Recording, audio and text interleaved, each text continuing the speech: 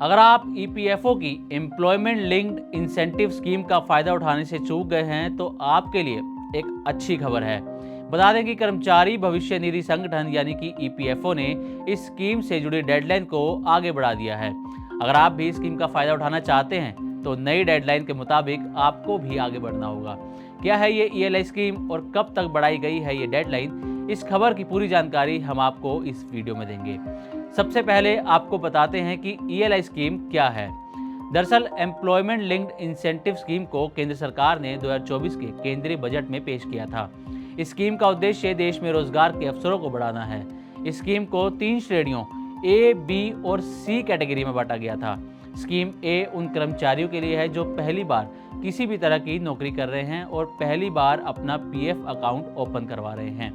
वहीं scheme B खास तौर पर मैन्युफैक्चरिंग सेक्टर में रोजगार को बढ़ावा देने के लिए बनाई गई है और स्कीम सी एम्प्लॉयर्स को सहयोग देने के मकसद से शुरू की गई है ताकि वह अधिक से अधिक कर्मचारियों को रोजगार दे सकें। बता दें कि एम्प्लॉयमेंट लिंक्ड इंसेंटिव स्कीम का लाभ लेने के लिए आपके पास यूनिवर्सल अकाउंट नंबर यानी कि यूएएन को एक्टिव करना और बैंक खाते को आधार से लिंक करना जरूरी है। इसके बिना आप इस स्कीम का लाभ नहीं उठा पाएंगे।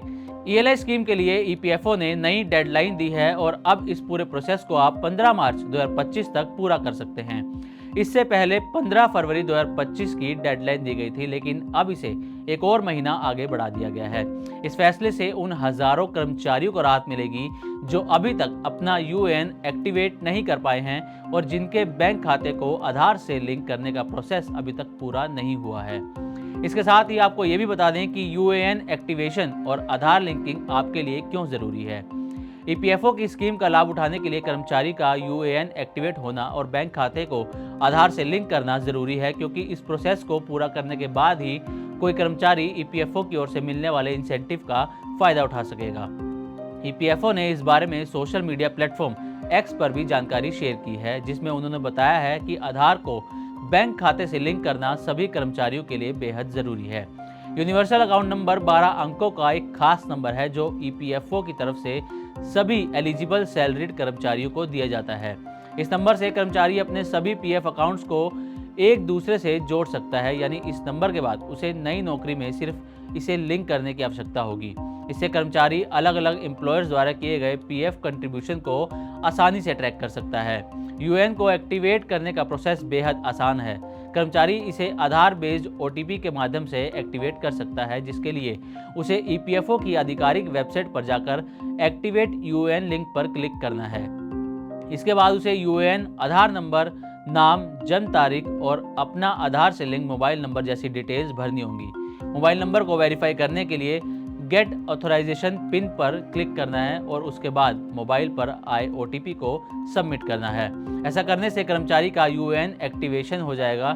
यूएएन एक्टिवेट होने के बाद कर्मचारी ईपीएफओ की सभी ऑनलाइन सेवाओं का लाभ उठा सकता है।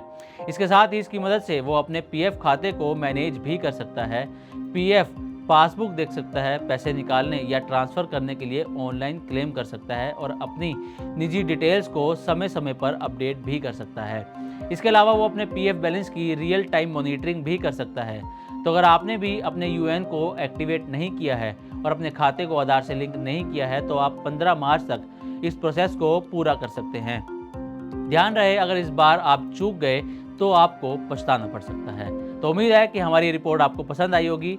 इसी तरह की और भी वीडियोस के लिए देखते रहें मनी 9 और सब्सक्राइब करें हमारा चैनल।